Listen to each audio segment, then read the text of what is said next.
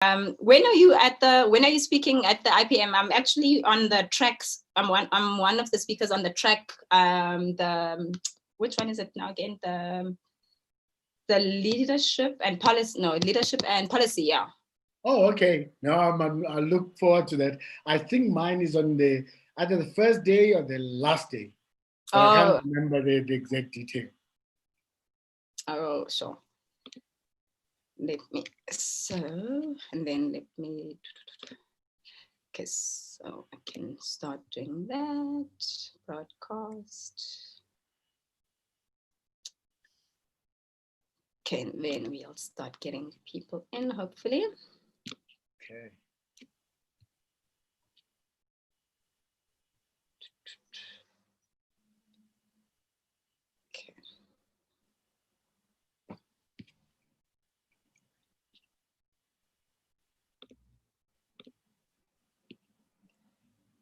Okay, we'll just give it a few minutes and then I'll just do the intros and then we kick off.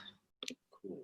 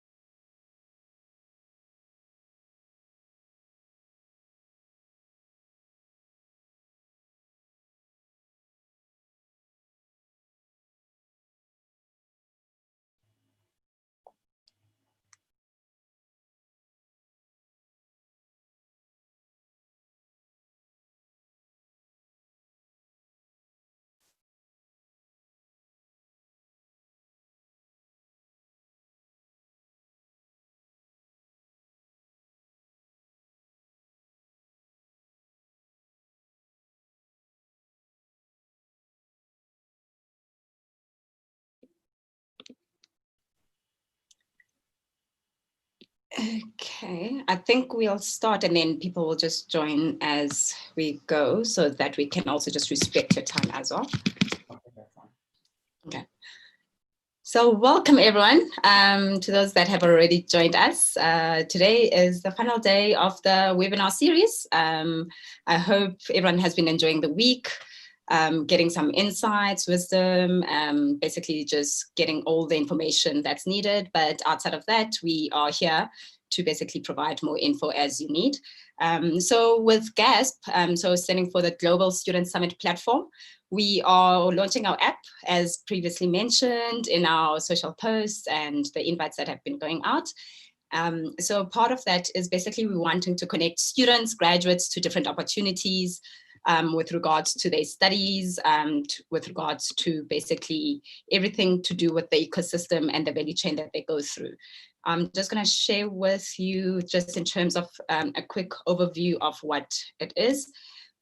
So with the app, it's downloadable on the Huawei App Store as well as the Android App Store as well. And we're going live on iOS as of next week. So whether you are a student looking to find institutions where you can study, that's where you can get the information. Whether you're looking for funding for your studies, bursaries, scholarships, to exchange programs, and also basically we want to connect you to jobs from vacation work, internships, learnerships, graduate programs, and just your traditional jobs. So make sure that you download the app, and I'm going to play a quick video that just summarizes the whole ecosystem of GASP. Hi, meet Norma and Chris. They are students who are uncertain about their study options until they come across our Global Student Summit platform, also known as GASP.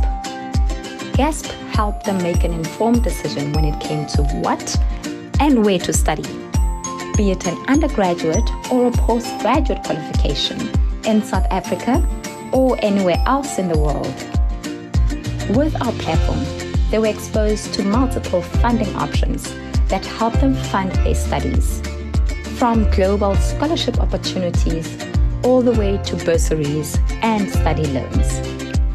They found a diverse network of student support providers, from the likes of accommodation providers, mentors, soft skills development practitioners, all within our platform. Noma and Chris lead a healthy and well-balanced lifestyle, thanks to the events, conferences, and tips that they found on the platform, where they were able to connect and keep in touch with their fellow peers. They have done a full 360 degrees with our platform, as we have successfully connected them with potential future employers as they are about to graduate and join the world of work. Where will they launch their careers? Will it be in Europe, Asia, or Africa? All these options are at their disposal on the platform. We at GASP can do the same for you. Be sure to sign up for your free online profile today. GASP, connect, engage, inspire. Oops. Okay, so as previously mentioned, you can find it on the Google Play Store, on the App Gallery on Huawei, and coming soon from next week on the App Store. So without any further ado, I would love to introduce you to our guest speaker for this morning, Mr. Lincoln Marley, who has kindly shared his time with us and agreed to come just, share some words of wisdom, share his own personal journey, because we all learn from each other. And this is a great platform for you to connect and just also see what's been happening around the world, and also just the work that Lincoln has been doing inside of his career, but also outside in terms of his own personal journey. Just as a way of introduction, so you can just get a feel of who he is. Lincoln is an experienced banker with over 20 years in the industry. He has been with Standard Bank Group for the last 19 years. His role is geographically spread across 17 countries on the continent, as well as being responsible for facilitating payments between Africa and China. Lincoln has a vast experience working on the continent, as in his former role, he was the regional head for the Western region in Africa, managing the Standard Bank Group personal and business banking franchises in Angola, DRC, Ghana, Nigeria, and Namibia. Lincoln's academic qualifications include BA LLB, MBA, and an AMP from the Harvard Business School. Wow, that's very impressive. He has attended various executive programs at universities in South Africa and abroad, including Duke University, Thunderbird University, and the INSEAD University. Lincoln is currently the chairman of Diners Club South Africa and has previously held board membership in Stanbic Malawi, Stanbic Zambia, Stanbic Zimbabwe, EduLoan, Technikon South Africa, and the Institute of Bankers. He is an international Senior Business Council member for Visa and has been appointed the Regional Member Council for Union Pay International.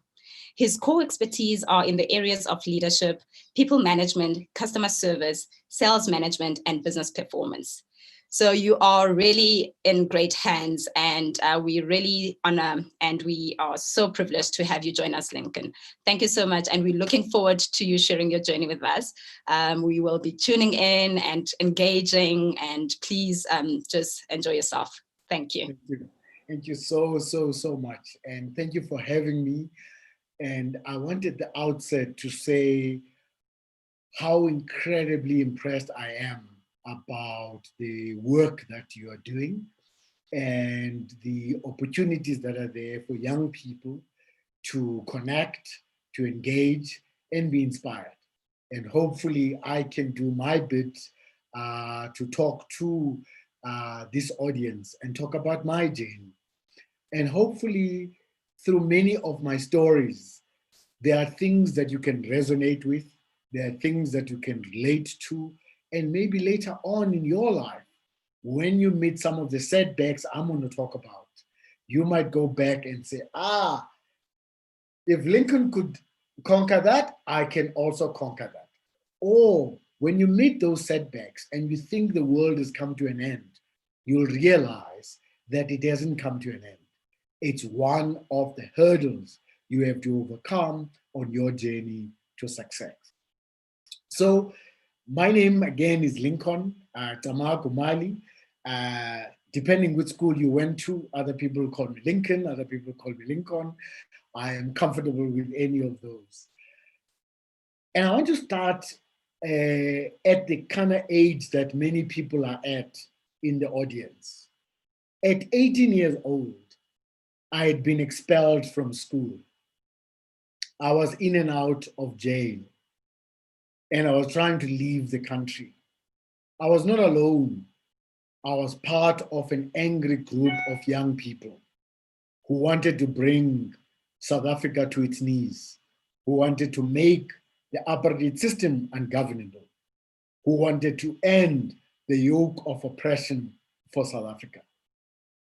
We were angry, and we were not going to be persuaded by anybody. And so my bright future that my parents had planned for me was now looking bleak. I was not studying for 2 years because we were on boycott. And obviously this hurt my mom. But through persuasion of many people that care, like reverends, like teachers, like our principals, they persuaded us to go back to school. And I went to do my matric in a new school, as I'd been expelled in the previous school. And then I passed my matric with flying colors, running away from the police and all of that, but was even able to get a prize. But I didn't want to take the prize because it came from the Department of Education. And this hurt my mom, because again, my mom wanted me to be there and be celebrated. Then I went on to university. There I was, coming from a township, and here is a world of choice. It's like being in a restaurant and there's a menu, and there's everything you can choose. Partying, fun, politics, sport, girls, everything. Now, what am I going to do? I try to enjoy everything. I had my best times at university. I partook in so many of the endeavors that were there. I belonged to many societies. I was the life of the party. But it doesn't matter what party I'd come from. It doesn't matter how much fun we had. When I got back home, I remembered why I was on campus. And I would take a cold shower and study so that I can pass. So my first year, I was able to pass, and my mother was happy. And in that first year, I was also elected as the president of the Black Student Movement, which was the equivalent of an SRC for Black students at Rhodes University. And then on the 2nd of February, 1990, I was now about to get into my third year. I met my girlfriend. We were all celebrating the unbanning of political parties and all of that. And she said, I want to see you. And I was like, yeah, but we freed you later. She said, no, I want to see you now. And so we spoke, and she told me that she was pregnant. This was not the news I wanted to hear. And I said to her, can I come back to you? I tried to go and join the convoy, but it was not the same. I went back to her again. I was like, run that by me again. Says, I'm pregnant. Now, most guys would ask, how did it happen? Now, I couldn't ask how it happened because I know how it happened. I was there. And the question was, how was I going to tell my parents? How was she going to tell her parents? And also, how was I going to tell my girlfriend? Don't judge. I was young. These things happen. So I disappointed my mom because she didn't expect me to make somebody fall pregnant and affect somebody else's future. But my parents told me, you will not go to work. Her parents told her, you will not go to work, go back to school, we will raise the child. And so on the 11th of September, 1990, my daughter, my firstborn, was born. Now, I continued to go back to school at varsity, and I graduated. And my mom was happy. She could tell everybody in the community She would tell everybody in church, my son has got a degree. And she couldn't wait for the graduation. She had got all of her things, sorted out for the outfit. Then I had to break the bad news to say to my mom, we can't go to the graduation, because in those days we boycotted graduation ceremonies. So I broke my mom's heart again. So I went back to school for my second degree and studied hard. And then towards the end of the year, something happened on campus. There was an organization coming out of the UK. It was a racist organization, and we disrupted its meeting. And we got arrested again, and the university chose 3 of us who were leaders, and we were charged. And the university wanted to dismiss us. Now my mother had to hear that I was about to be expelled from university. It's not enough I was being expelled in high school, now I was going to be expelled at university. Thank God I only received a suspended expulsion, and I could continue to my final year where I passed my degree, and now I could now ask my mom to come to that graduation ceremony, and we graduated. My mom asked, so when do you start working? I was like, what do you mean working? She says, yes, all the time you were doing all this so you can work.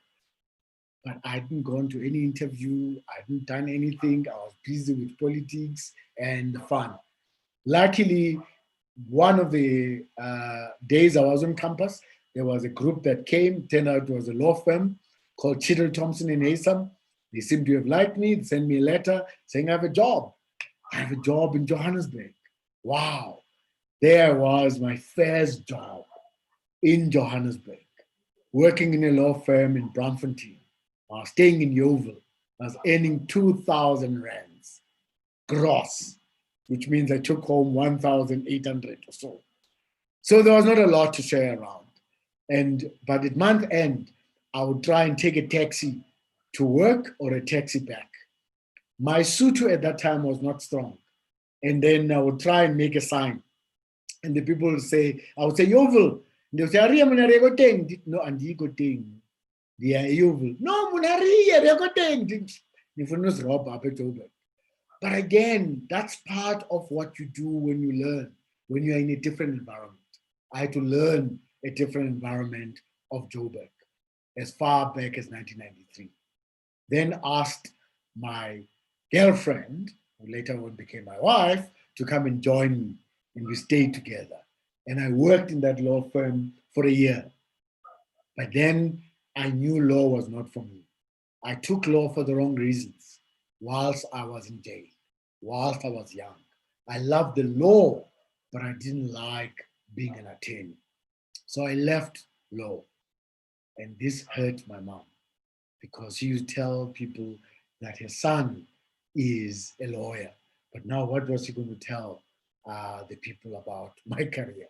Because I left and I did voter education, teaching people how to vote before 1994, teaching people about the new constitution. And whilst that was happening, I was unemployed, doing this voter education thing. My mom is being unhappy, and my dad is unhappy. I got an invitation to go and speak in Brazil. I was like, dude, I'm unemployed. What am I going to do? I went to Brazil to speak at a conference. What an awesome conference. I was a speaker on the first day. The rest of the other 4 days, I could have fun. Then we received a fax. Some of you may not know what a fax is, but in the old days, we communicated by fax. Fax came from the Ministry of Education saying I must come, and they want to see me. I didn't know what the Minister of Education was. When we were fighting for liberation, we didn't think there were going to be jobs of ministers and all of that. So I thought this minister might be important, but I'm still having fun in Brazil. So only at the end of the tour, I came back to South Africa, went to what they called Magister Building in Pretoria to go and see the minister. It was strange. Everybody was hostile to me, the security guards and everybody, until I realized that I used to lead marches to that building. Now I'm coming for an interview. And I spoke to the minister, and he said he had got great feedback from a lot of people that I must join his team. And I joined his team. I became a spokesperson. I became a speechwriter. I became a media advisor to the Minister of Education. From 1994 to 1997, I was able to work with the Mandela government, learned a lot from some of those stalwarts about how to treat people, how to lead, how to be selfless, how to be caring as a leader. They didn't throw their weight around. They were respectful. They inspired us to do things. You didn't feel their power. You got inspired to do more. So I worked with Professor Bengu, being the head of education. And it was fun times as well. I traveled the length and breadth of the country. Whenever there was a crisis on education, I was on TV. I was making speeches. I was doing all of this. But I realized I needed to make a change. And I told my mom, I'm leaving the government. My mom was very unhappy again. But I knew if I'd stayed in that job, I could not get married. I needed to stabilize my life.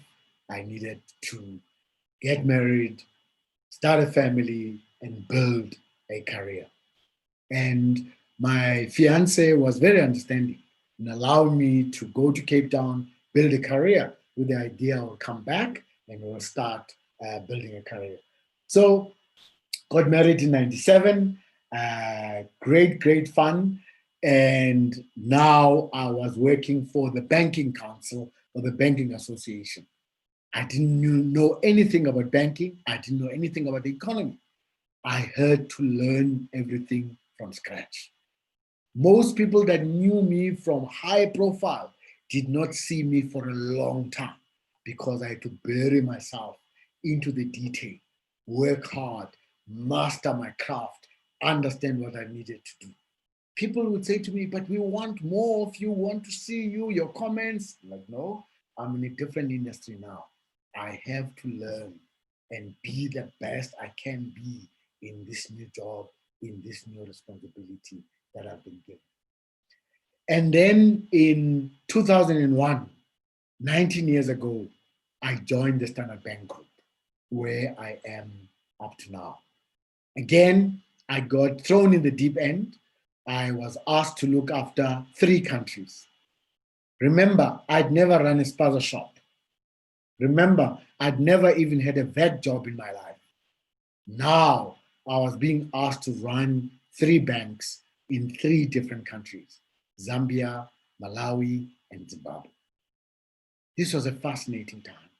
I learned so much about myself, about leadership, about making changes in leaders, making changes in strategy, making changes in boards.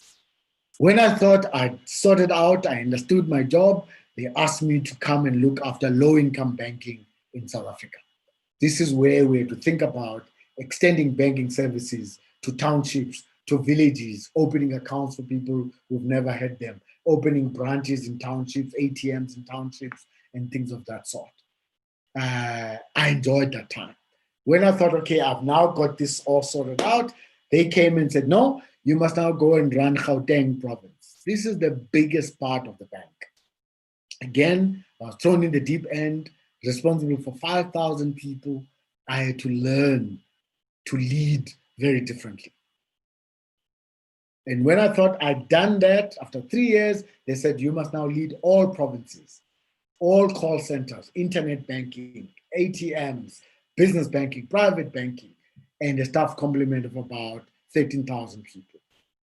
For 5 years, I crisscrossed this country, going to every single branch and every single part where we were. Most places I used to go to, you can't even find the weather report. But I found colleagues there, and I had to lead and be visible and engaging with my colleagues and with clients. And then after 5 years, I wanted to go back to the continent, my first love. And then I was asked to go and look after the Western region, Nigeria, Ghana, DRC, Namibia, and Angola. Fascinating time of growth. If I can just pick on Nigeria. Nigeria is a vast country with different religions, different cultures, different languages. We've got 9 provinces. They've got 36 provinces, or what they call states. I had the blessing to visit 28 of these states, traveling, getting to know people, planting our flag of our organization in that process, doing similar things in the other markets. When I thought I'd done that, the organization said, come to card and payments. And I've been there now close to 5 years. At the end of, in December, I will be finishing 5 years of doing that. During that process, I've continued to study, both here and abroad, to make sure that leadership is about lifelong learning, to keep on developing myself. And then the organization chose me to go to Harvard Business School, which was my father's dream. When we were fighting and being angry, and he would say to me, I want you one day to go to Harvard. And we would say to him, dude, we want guns. What is this Harvard? Unfortunately, my father had passed away, but I could go to Harvard and be there among 175 other top CEOs from all over the world. And I was honored that at the end of the course, they could choose me to be their class speaker at Harvard on our AMP program, the first African to do so. So my life has come full circle. From the 18-year-old who was expelled from school to now, I have 3 children. One of them is at varsity. The eldest is already working, and my son is about to turn 15. I've been married to my wife for the last 22 years, and my life has also come full circle. The university that almost expelled me gave me an honor for leadership, an award for leadership. The school that expelled me asked me to come and speak to their matriculants, and I have been supporting them in their endeavors since. But then I've had to plow back to my society that made me what I am today. So I mentor and coach and guide many young leaders across the continent in whatever spare time I have. I write as much as possible on my blog for young people to see. I have leadership videos for people to see. I sponsor and run 2 tournaments. One is a cricket tournament in the rural areas of the Eastern Cape. Another one is a rugby tournament for schools in the Eastern Cape. I invest every year in all the schools where I've studied. And then as part of a group of friends, we have been giving bursaries to students who do law at Rhodes University. And we've been able over the last 12 years to take out 7 students who've now completed, who are full lawyers. So when I wrap up my story is about opportunities. Each one of you will get opportunities. It doesn't matter how those opportunities come, but when you get them, grab those opportunities. Do everything in your power to succeed and be the best. Never settle for mediocrity. Never settle for just being an also-ran. You've got to define the standard to be much higher all the time.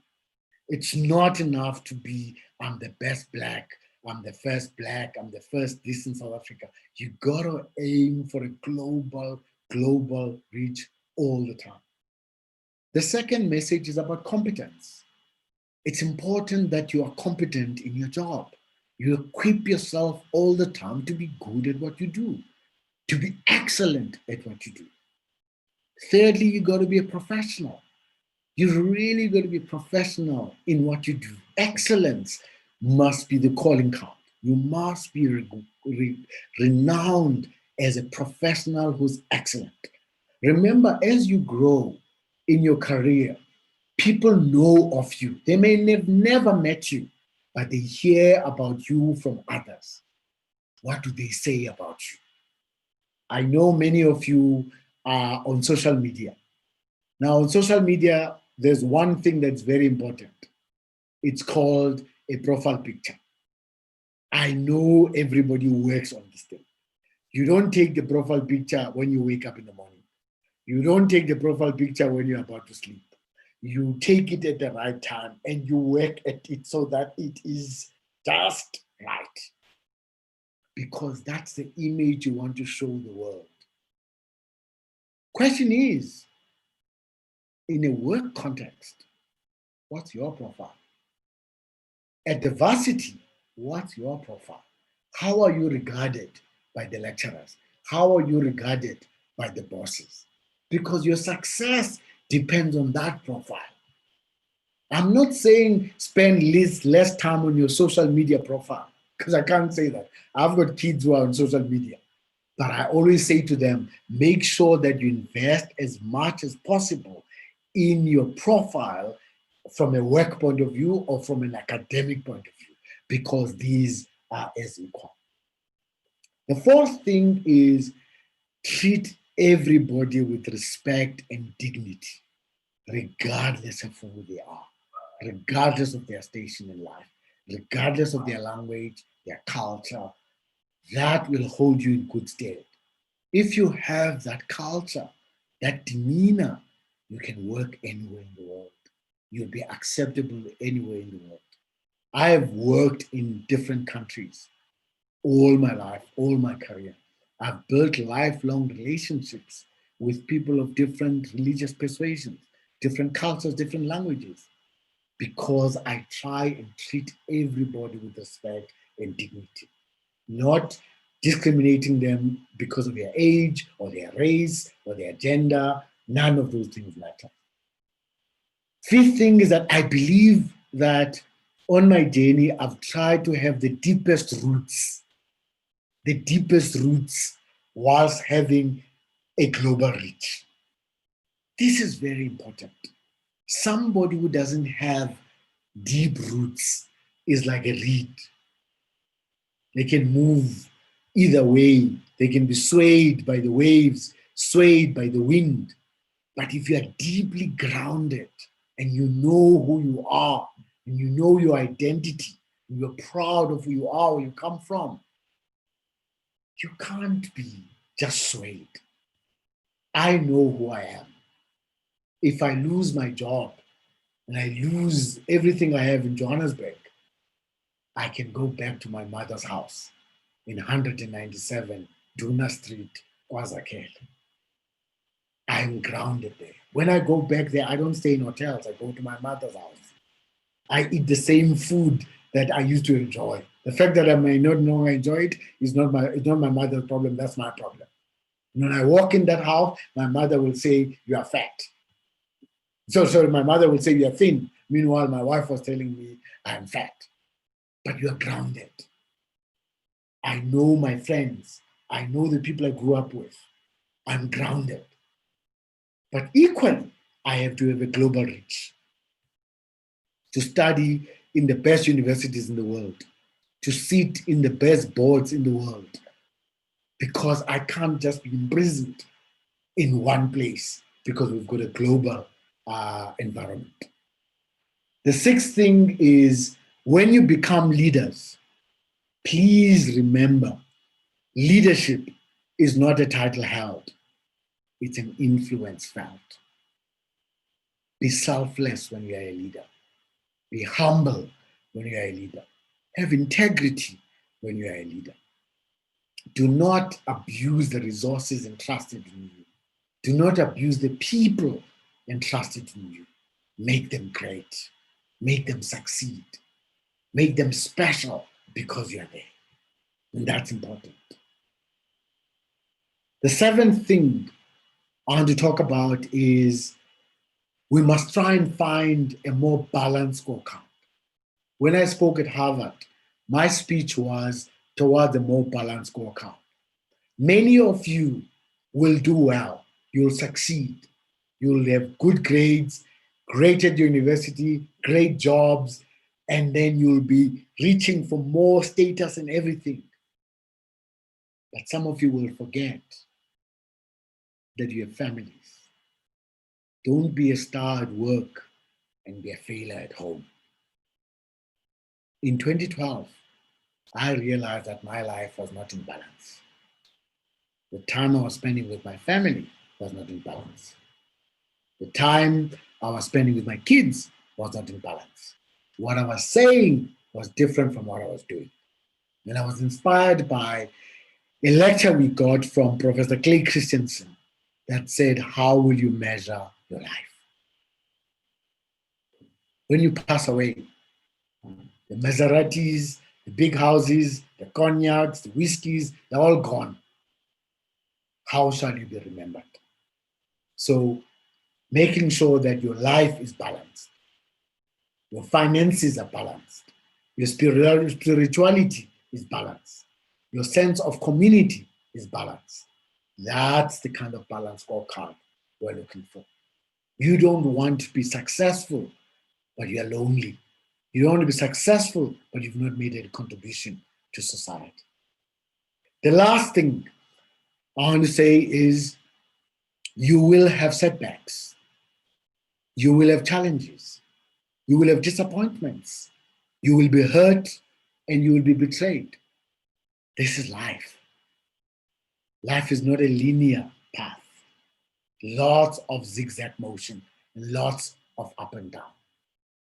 What I need you to do is to have resilience. That fire burning deep inside you that has made you succeed in your studies, even when you don't have finances. That has made you walk long distances to school. That has made you study with kids that come from the best universities, but you do well. You have to carry that same fire in your belly when you meet hardships. Don't live your life on the basis of the likes you get on social media or approval from others. Live your life in an authentic way. Bring yourself to every situation. Don't be a perfect replica of somebody else. Don't be somebody's imitation. Bring yourself to work. The people that relate to me know me as who I am. I am like this with my friends. I'm like this with my family. I'm like this with my colleagues. I'm like this when I'm talking to you. I'm the same person. I don't have to wake up and think, okay, who do I need to be today? Bring yourself to work. And that's important. So I thought that let me just give those brief comments. And Madam, as one politician once said, after speaking for 3 days, that concludes my opening remarks. I want to thank you for the opportunity to talk about my journey, that an ordinary person like me, who yesterday was expelled from school, could be today be an executive in a large organization. Someone like me, who was in and out of jail, could now be a parent. That someone like me, who could have been expelled from university, could now be making a contribution to society. Each and every one of you can reach great heights, and we wish you the very, very best. Take these opportunities that you are given. Take the support that you are being given. And I wish we had this kind of support in my time. Maybe I wouldn't have ended up in trouble. But now that you guys have these opportunities, take these opportunities, maximize them, and be the very best that you can be. Thank you. Wow, wow, wow. I'm speechless. Lincoln, this was just amazing. Just to hear in terms of, you know, that we all go through setbacks. We all have family pressures. A lot of us start studying something only to find out later. It's like, actually, I chose that for the wrong reasons. Struggling with the unemployment as a grad, and then, as we know, the unemployment rate in the country. So having to actually listen and see all that, and now see where you are and what you made out of basically all those setbacks, it really proves to saying we just need to be agile enough. We need to be resilient, because if we can't, then we're gonna dwell and die. So that those elements that you shared in terms of working hard, we need to master our craft, we need to be the best version of ourselves. And that comes back to being self-aware of who we are, and just being like adamant to be like, this is me, and I don't care whether social media says this about me or social media is portraying a perfect person to be ABC. I'm content with who I am. And basically pushing that whole thing around education, because we have to keep learning. Things are changing every day. So if we're not keeping up with what's happening, how are we going to expect basically to be that top form? How are we going to be that best version of ourselves? So thank you so much. I see there's a few comments. Wow. So yeah, a lot of people are saying, wow, this is so amazing. Yes, this is true, especially in the day and age of social media. Absolutely. So thank you, Ashley. Yeah, so you really, this was inspiring. We've got some takeaways where we can plug into our own lives in terms of just moving forward. So thank you. I hope everyone enjoyed that. And you can just basically take this is your start, and now we need to plan it into the meal and basically make it and own it for ourselves. So from us at GASP, we truly thank you for your time and sharing these wise words of wisdom and basically sharing your own journey with us. Because as we were chatting earlier before everyone joined, as we're saying that it's so amazing to actually hear of people of like different backgrounds, of different journeys, basically where we can relate to their stories, to be like, oh, I'm not traveling this journey by myself, you know? So if so-and-so can get through it, I can also get through it. So just to be able to motivate each other and just keep going. No, that's important. I mean, one of the things I do on my blog is I interview a lot of successful people. And I talk to them about where did they start, what were their influences, what were their setbacks, and you'll find that almost everybody has had difficulty. Yeah. So at that time, when you think there's difficulties, you think the world has come to an end. When I found out that I was going to have a child, it was like, oh my God, I failed. Now my daughter has got a master's degree and she's working, and I keep on saying to her, I need to retire so that you can look after me. But the point is, at the time, we saw it as a worse thing. But when now myself, my wife, her mom, and her family could go to her graduation, this life was coming at full circle. Absolutely. But we judge things when they happen, and we think that 24 cycle of negative news, we think that the world has come to an end. Believe me, the next day they are attacking somebody else. Then start with your life again. Start with your life again. Don't allow this external group of people to determine your priorities and what's important for you. No, so true. We need to own who we are, be the authentic selves that we can be. So you mentioned something about a blog. So I'm sure some of the audience might want to follow your blog. Could you kindly share how they can actually tune in? Yes, it's www.leadershipconversations.co.za. Or you can just say Leadership Conversations. So yeah, that's where I write all of the things I do. No, awesome. So I'm sure everyone will be following just in terms of keeping up with the conversations, basically as we all redevelop ourselves as we go. So yeah, no, thank you so much. We value the time. Thank you for having me. Brilliant. Have a lovely Friday and rest of the weekend. And keep up the great work. I love this initiative, and whatever support I can give, just know it's there. Thank you so much. Thank you so much, Lincoln. Much appreciated. Right. All right. Wow. Thank you, everyone. Be sure to dial in at 1 o'clock when we basically do the business pitch competition finals, where you will be able to see who's actually who's made it to the finals, and also in terms of them basically doing live pitches for some prizes that we had opened up when we did the pitch competition call out. So you can tune in at 1 o'clock where we will start that, and we will start it with a masterclass where we've got a great speaker again who will come in to basically help in terms of marketing for purpose. So we all are brands, whether you want to start a business, whether it's you as a brand, but he'll come in basically to tap that to say, how do we market ourselves for purpose? So looking forward to connecting with you at 1 o'clock. Bye. There's a question. Sorry, Sorry, Lungile, I had a few questions. Oh, sorry, Lungile.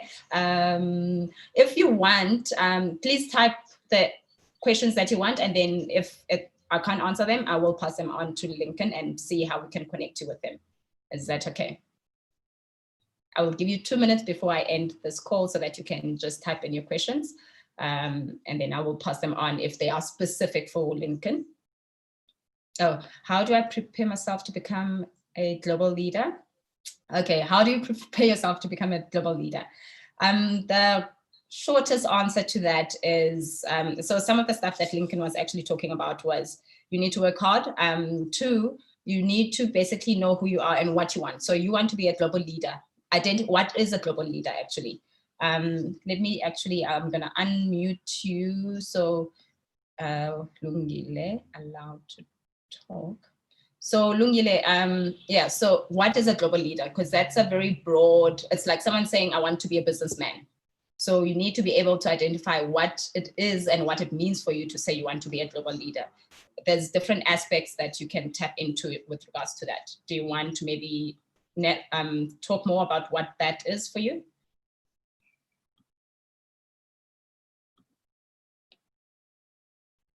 Lungile? Hello? Oh, okay. Well, yeah, okay. I think that's a very good question. Being a global leader, for me, then personally, it would mean being able to probably on a business level, entrepreneurship level, being able to compete with probably the best brands out there in the world, not only like being sort of limited to just a startup company in South Africa at this corner, and the quality does not speak for itself. And then from a maybe leadership point of view, yeah, being able to be placed at any company in the world and you are able to lead that company effectively and add value to the company anywhere in the world, not only limited to SA, Johannesburg, etc. So I think, yeah, from me, it would be from those points of views, because, yeah, I currently have the SA landscape in my head, the SA corporate landscape in my head. But there was such a great point that, no, don't limit yourself only to South Africa, but a global leader, global citizen in that way, I can put it. Okay. All right. So from just what you just shared now, so I would say to you how you could possibly start that journey is to possibly then, one, identify the career path you want, so that once you've identified this is the path you want to take, then do the research in terms of what opportunities are there, firstly in South Africa, where you can get in, and that's where you also need to be learning a lot, so that once you're in somewhere, then it's easier then to be exposed to the international market. So, and again, you need to have a competitive advantage. So if you're just gonna go like, okay, let's say, I'm gonna make an example, and let's say you want to be a lawyer. So you get into like one of the law firms, and then you just stay stagnant there. So you rather want to keep educating yourself. I don't know if you heard when Lincoln said, as much as he got his other job, he then started actually studying further, because he needed to have that competitive advantage. So that's what you need to do for yourself. And that's where you need to now start getting yourself out there, talk to people, find mentors. So mentors are very important, because if you find a mentor, or mentors rather even, that's where then once you share with them what your vision is, what your goal is, you are able then to be exposed to their networks as well. And then they will also expose you to other networks where, if you're like, I'm a lawyer at whatever, but I see myself actually practicing law in, let's say, the UK. They will then find networks that they could link you with in order for you then to be able to then get that experience in the UK. So it's basically working hard, research, studying and basically perfecting your skill, your art. And it's something that Lincoln also spoke about, is perfecting your craft. And then finding a competitive edge that you can basically go into where if they were to select someone, they find it very hard for them not to select you. So basically, if you can do that, then that's where you're going to start playing in the global element, but also finding the right mentor. So you need to surround yourself with the right people that when you need to basically tap into for different things, that you would be able to have that access. So I don't know if that answers you a bit. Yes, thank you so much. Pleasure. So what was the other one? Yeah, so basically fail at home, start work. Yeah, that whole balance scorecard is something you need to juggle and perfect somehow without letting you. So there's a lot of people that they either the stars at work, as you're saying, and then failing at home. So you need to find a balance of how you actually make both shine. And it's very hard to get it right. But if you are conscious about it and you're self-aware, you will start basically making it happen, because you need to be very conscious and direct about it in order for it to happen. And that's where sometimes you will get certain duties and whatever. Sometimes you have to kind of pull back somewhere in order to make up somewhere. So you make sure that that is a balanced element without dropping the ball, obviously. But it's very hard. And also with that balance, you need to also find time for yourself. Because if you're good at work, you're good at home, but then you are personally suffering, these two will also end up dropping. So you need to find a way of balancing home, school, work, but also finding time for yourself. It's actually a 4-quadrant element, not just even 2. So you need to make sure all 4 of those quadrants are always in sync, aligned, and balanced. The minute one falls or slips, you need to find a way to say, how is it slipping? What's going on? Because it might be an element where you're saying, you know what, I'm not finding rest. I'm not maybe doing well, whatever, in terms of my exams, or you're missing deadlines at work. Is to say, why are you missing deadlines? Why are you not finding rest? So that you can realign and basically get them back to be a balanced element. It's very hard, but it can be done. But that's where the self-awareness and being conscious about it, then that's where the difference comes in. And the other one, not the title held, but the influence felt. So leader with empathy.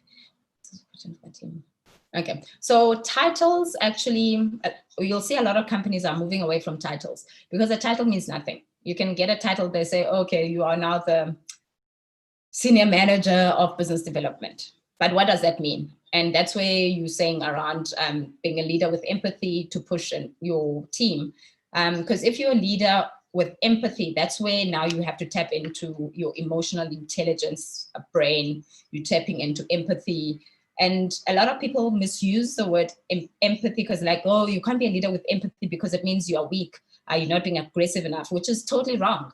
Actually, leaders with empathy are the ones that really strive in their teams, because they are those that will basically drive their teams to excel, drive their teams to do very well, because now the team respects that leader. The team can resonate. The team can actually understand and know that they've got their full support from their leader, as opposed to being one of those leaders where you've closed up, you cannot lead with aggression.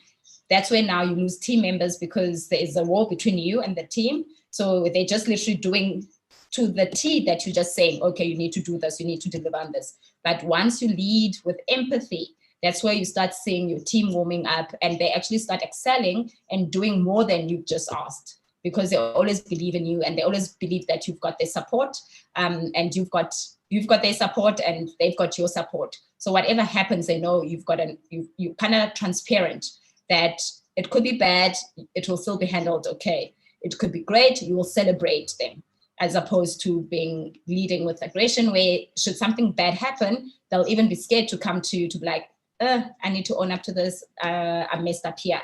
Because they're like, yo, if I go and say that, my head is gonna be chopped. But with empathy, they know whether they fail, they can still approach you, because you are that transparent, supportive leader. And that basically maximizes the team's efforts, and basically you get teams that excel.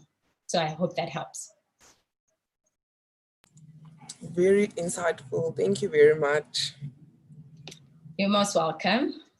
So yeah, so I hope everyone will be joining in at 1 when we have our last sessions for today, where we're talking basically marketing for purpose and going into the business pitch competition finalists.